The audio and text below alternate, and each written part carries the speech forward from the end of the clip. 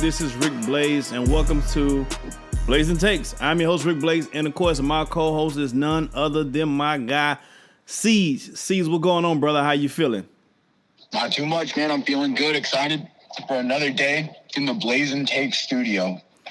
Hey, let's get right to it, man. We want to talk about what's going on in SimWorld. We had a few thoughts. Again, this show's BLAZIN Takes, myself and Siege. This is how it goes. We present topics. Some that we talk about, some that we don't. We're going to talk about them. We're going to agree. Most of the time, we might not. Hey, we want to see how this turns out. Topic number one. Siege, I have to ask you. I want to know, in SimWorld, coming up this season, which current player do you feel is going to be that guy, that fourth quarter guy this season? The guy that takes over the games, the Trey Turners, the Bronny Jameses. Which guy is going to be that guy for you this season for his team? Well, I'm going to go back to somebody that you mentioned on our last show. He's already the king of the fourth. He's been crowned. And I see no reason he's not going to keep doing it this coming year. That's Arthur Lattimore. I'm not mad at that. I like Arthur Lattimore. That's a really good answer. I'm going to challenge myself. I'm going to go with a little less of a low-hanging fruit. And I'm going to say KPJ, Kasim Porter Jr. I've already gave him the biggest comp that I've given any SimWorld player. I gave him a Stephon Marbury comp. I think there's going to be games in the fourth quarter this season coming up that he's going to drop the dime. He will hit the floater. He's going to take over a fourth quarter from a point guard position, which is something, honestly, in SimWorld, besides Bronny, who's more of a scoring, we haven't seen anyone take over the fourth quarter from a facilitating position here in SimWorld. Not just completely take over. You have guys like Vargas who did things here and there, but I think you're going to see KPJ just show you in some fourth quarter games like, yo, I'm finna score it, I'm finna dish it, I'm finna do whatever it takes. I'm finna own the game in the last 2 minutes. So I'm going to go with KPJ for this season. You know, I'm not mad at what you said because I'm a big KPJ guy. I do think he's a great facilitator. And every time I've talked to him, it says that's what he focuses on. He wants to be a true point guard. Now, I think what I'm going to have an issue with is when you talk about taking over in the fourth quarter, talk about a guy who's going to go get you a bucket. Because at the end of the day, you can be a great facilitator and hit your teammate wide open. But if that guy can't hit the shot, he didn't really take over the game. So I see where you're going with this, and I don't disagree about KPJ, but I don't know if that qualifies to me as taking over. But you know, as a point guard, there's different ways to take over. Magic, all his taking over his point guard position means I'm controlling the flow of the game. And I'm getting people in their spots. I'm giving their shots where they need to be. And I'm scoring when I need to score. Like you say, the best people that does that like a Magic Johnson or like a Steph Curry is more of a scoring guard. But I think about the Stephon Marbury, like the comp, people that takes over the game, they're in control of the game, the flow of the game. I think KPJ, along with Coach Drayden, going to coach him up. And it's funny because he still has 11 colors going to be there. But I think this is a situation where, you have that little brother that's the youngest of all the siblings, but he's the most responsible one. And so you give him the keys to the car to drive everybody. I think this is the situation, KPJ. He's going to get the keys. Coach Drayden is going to give him the keys, and he's going to be driving the vehicle. And everybody else is going to be in the passenger and in the backseat along for the ride in the fourth quarter. I'm not mad at that. I see KPJ maybe coming out like a Rajon Rondo type. So I'm gonna let that one sit. All right. Okay. Cool. Now, here's part B to this question. Who is a player that you feel should be that guy for his team this season?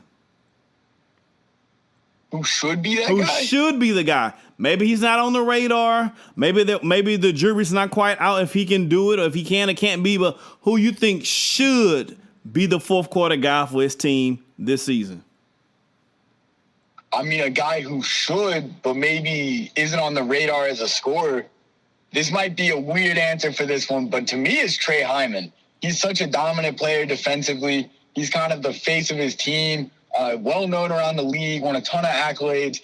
But, I mean, I'm going to be honest, if it's the fourth quarter, I don't really know if he's the guy I want with the ball in his hand if I need a bucket. So that's something that he can and he should add to his game. For me, if you're going to be that guy, you got to be able to do that too, or else. Look, and I love Dwight Howard. Dwight Howard's one of my favorite players. But if you can't just go get a bucket, which I'm not sure Trey has that in his bag, all respect to Trey, great player, he should be that guy for them, though. Okay. It's funny you said that. I was thinking his good friend, Corey Yams. He's the man in L.A. now. There's no excuse. I would like to think the coaches are going to go through Corey this season. I think it's going to be the Corey and Bryce show. I think you go inside out. If I'm the coach, play inside outs for his offense. He's going to have some good recruits coming in because Cali is full of good recruits. This team can be, we said it before last season when Bronny went out there. At least I thought that Showtime was a scarier team with Bronny out because you don't know who's going to do what at this point in time. When Bronny was on the team, you knew exactly the type of play that you were going to get from Showtime. But when Bronny stepped away from the team, you had no idea what Showtime was throwing at you. And I think they made it kind of successful. Hey, these guys were up neck to neck with Southeast Select in the fourth quarter in the race to one. So without Bronny. So I think he should be the guy to step up. We'll see if he can take on the task. I mean, look, I see what you're saying, but the thing about you said, they didn't know what they were going to throw at him without Bronny. I think that was an advantage because they had Bronny. This year, they're not going to have him. Right. Teams are going to figure out what they're doing without him. So Corey Yams is going to really have to elevate that game to be that guy. Do I think you're right that he should be or could be? Could be Bryce or him. Who it's going to be, that I'm not so sure of. My money would be on Bryce of the two, but we'll just have to see about that one. All right, bet that up. All right. So now I gave you my spiel, my thought. You have something you want to bring to the table, sir, so we can cuss and discuss. All right. So here's what I got for you. Either this season, this past season, or like this coming season, which two players would you switch from different teams, switch them to the other team, and they would both benefit from it? I would say, wow, that's a really good question. I would say Mbako and Jafet Towns. I know that's crazy. I will switch Mbako and Jafet Towns. I mean, I think Jafet might benefit from it because he'd have a better team around him, but I don't know if Mbako is like... Nope, I think... Can he create his own shot like that? But see, I think, this is my personal opinion, I think Mbako does better when he's not on the spotlight. Okay. I think that's why he went to Indiana. So I think if you put him in the city you put him in a team like Rain and Trades out in the Seattle area, ain't a lot of pressure out in the Seattle area as far as team concepts go. So you get him in the team like Rain and Trades, I think he thrives. I think coming in, G5 had a lot of pressure on them. I think he had a lot of pressure on him with his individual ranking situation. I think he's a guy that's better, sir. Again, he has more of a Ben Simmons mentality than anything else to me. So you got to do that with kids. So you got to put him with kid gloves, I would say. I don't disagree that he does better in a low pressure situation because I do agree with that. I think Mbako needs to not be in the center of attention and a big, hype and all of that. I don't think that served him well. But I'm not sure that I agree that sending him to the rating trades does that for him. Because if he switches him with Jafet Towns, he's the guy. He's the one guy. Well, you got Kevon Jackson. Yeah, but I mean, still, he's the guy. He's the only guy. Kevon Jackson kind of disappeared a little bit in the playoffs. I mean, he would have, Jafet Towns, they would have put up 30 on a moment's notice. Do we think Mbako could do that? Because we talk about the spotlight, and maybe the spotlight's not in Seattle all the time, but when the race to one came, it doesn't matter what team it is. The spotlight's on, and if you got to be the one dude and you got to make your own shot, I don't know that Mbako is doing that. Man, I mean, damn, it's hard to argue that, but when you're 6'9", 229, you're going to be that guy no matter where you go. I mean, I agree. I still think Mbako's the best prospect that we had. I think the best prospect that we had in SimWorld this year. I really do. And I think he's going to develop his game, and he's going to be great in the pros when he gets to a system that's going to work with him, and he's not going to have to be like the superstar. He can be a number 2 or number 3 and a really good role player, or a really good, second star. But I don't know. I don't know if sending him to the reigning trades does that for me. All right. Okay. But I see your point. But I might respectfully disagree on that one. All right, so who do you have? All right, so here's what I got. I got Viktoras Ilgauskas and Levin Cutler. Okay, I think that's a pretty fair trade. Because here's what I'm thinking here. Beast of the East, incredible defense. Incredible defense. We know that by the end of the season, they were one of, if not the best defense in the league, and the other one was the one they played in the finals. I mean, here's the thing, though. What they did really well was that interior defense, and they did it by sucking the defense in. So here's kind of my thing. What that did, though, they had not a great three-point shooting defense. They let up a great percentage from three. And so I think what putting Viktoras Ilgauskas on that team does for him is you got JoJo and Viktoras out there. Yeah, that's crazy. That's a crazy combination. You got JoJo and Viktoras out there. Your guards, your perimeter defenders, they don't need to suck into the paint. They're going to get to extend. Right. And what Viktoria's going to do there is also, you got JoJo. He can guard the 5 or the 4, whoever's going to try to space the floor. We saw that hurt Viktoria late in the season because teams started kind of pulling him out of the paint.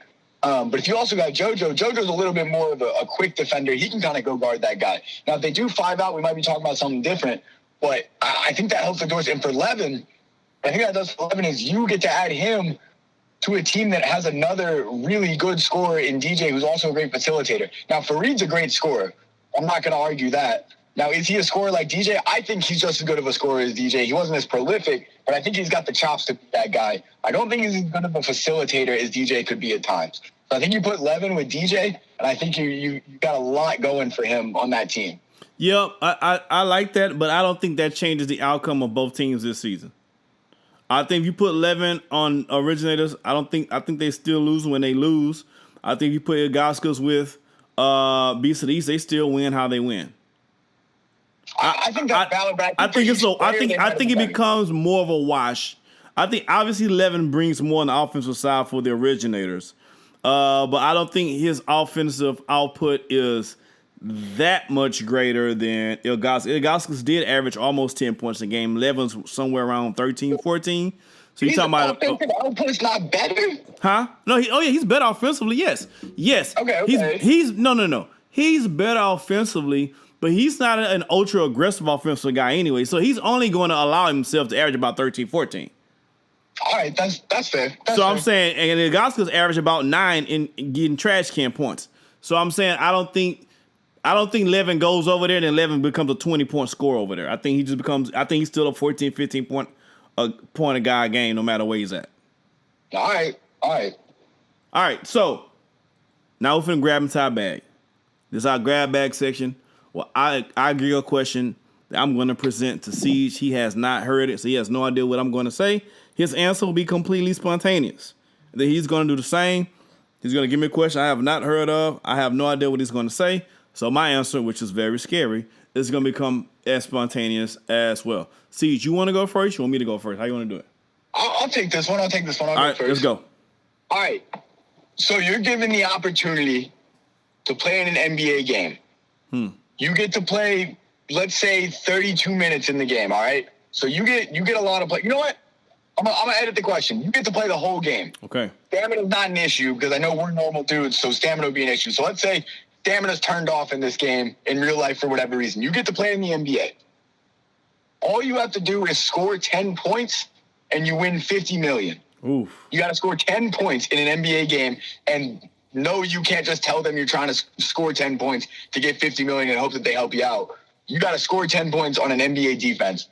The alternative, if you don't score 10 points, is a lifetime sentence with no chance at parole or shortened sentence, anything like that. Are you taking that chance? So $50 million or I'm in jail with a bunch of dudes the rest of my life. Yep. And you don't have to take the chance, so that's the question. Do you take that chance? Do you think you could do it? Do I get to pick the team I'm playing against? Yeah, I'll let you pick the team you play against. I get to pick the NBA team. I get to pick the NBA team I'm playing against? Yeah. I'm taking the $50 million. I'm playing against the Rockets because they not interested in defense at all. Them young bucks going to score. Huh? Who on the Rockets you scoring on? On all of them, because none of them are interested in playing defense. None of them wants to play defense on the Rockets. Jalen Green. Found a loophole, but none of them guys want to play defense. They gonna play. You score, I score. That's how they play. Now. Here's the thing. You're a normal guy out there on the court. They are not going to let you score on them. They're not going to get showed up like that. No shot. Yeah, the Rockets don't play defense, but all those guys got big egos. Hold on, Siege, hold on.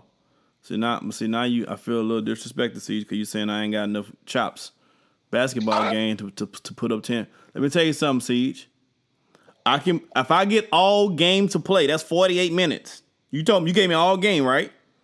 I got 4 quarters. I'm playing the whole game, 48 minutes, which in real time, like 2.5 hours. I'm playing for 2.5 hours. I can score 10. Now I'm gonna be chucking my ass off. The percentages is not gonna be pretty. Okay, I might go 4 for 20, but damn it, I'm getting 10 points for 50 mil. I'm stealing the ball from my own teammates and going down there and score. Okay, I'm gonna leave it alone because I would also take that chance. So I'm with you on that one. But don't get it twisted. Nothing about that was a good deal for me because the idea of spending extra time with a bunch of men is a scary, scary thought in my mind. I don't even hang around that many dudes. So jail is nothing. Kids, jail is not cool. There's nothing cool about jail. There's nothing. No, you're not getting no stripes about. I ain't never been to jail. I ain't never smelled of jail. I'm a criminal justice major in college. And the professor told the class that we got to go visit a jail as one of our assignments. I said, Professor, go ahead, give me that 0, bro. I ain't going to nobody's jail for a grade or otherwise. Like, that just ain't, there's nothing appeasing I find about a jail. So yeah, man, that's a tough question, man. But yeah, if my life and my ass is on the line, yeah, I'm scoring 10 points. That's valid. I'll give you dirt about saying the Rockets on that one, but I would take the chance too. So what do you got for me? All right, here we go. You get a chance, and I don't know if your girl's around, but if she is, just tell her this is part of the question. You had no idea I was gonna ask you that question. You get a chance. You get a hall pass for one night with any girl in the world outside of your girlfriend that you love and you cherish dearly. Throw that extra sauce in there.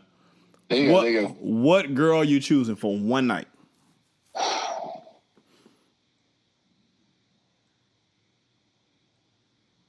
Give me the OG. Give me Jennifer Lopez. Oh, that's a good one.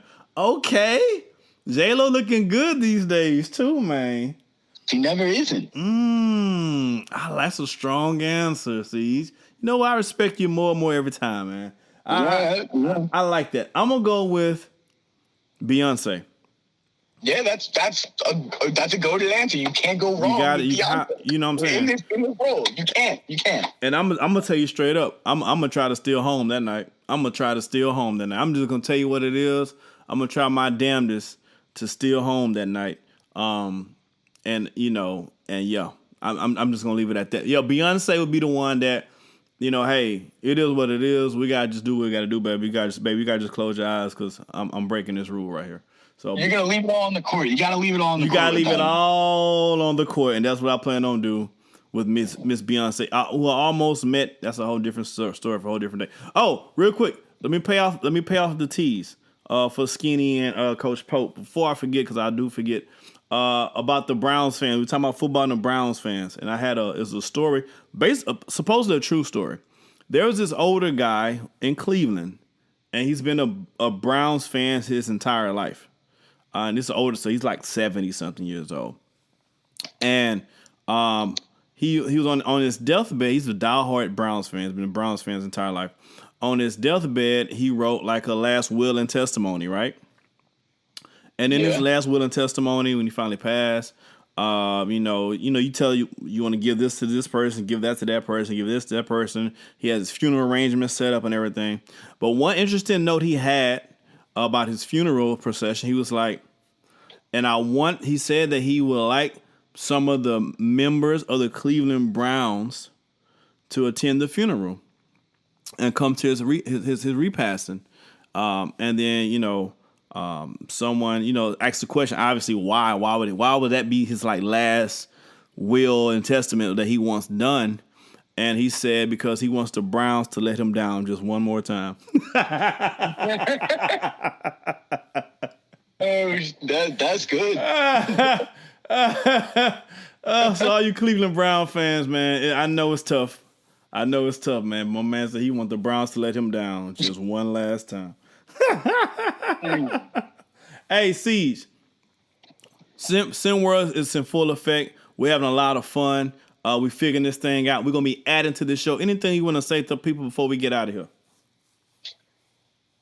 Just keep it with us. It's just gonna get hotter and hotter. We're figuring it out. You know, we're getting blazing in here, and I mean, go down in there, cuss and discuss, like we always say. Get it rolling. Bring your own hot takes. We're not the only ones with hot takes. There you go. Get your own hot takes. Don't stay safe with your takes. Don't give us the take everyone's got. Yeah. I don't want to hear that. I don't want to read your boring take.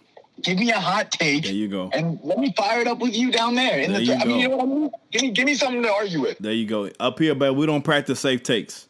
No safe takes. No safe takes. We don't practice safe takes, man. Hey, for Siege, I'm Rick Blaze. This is Blazing Takes, baby. We'll see y'all tomorrow. Peace.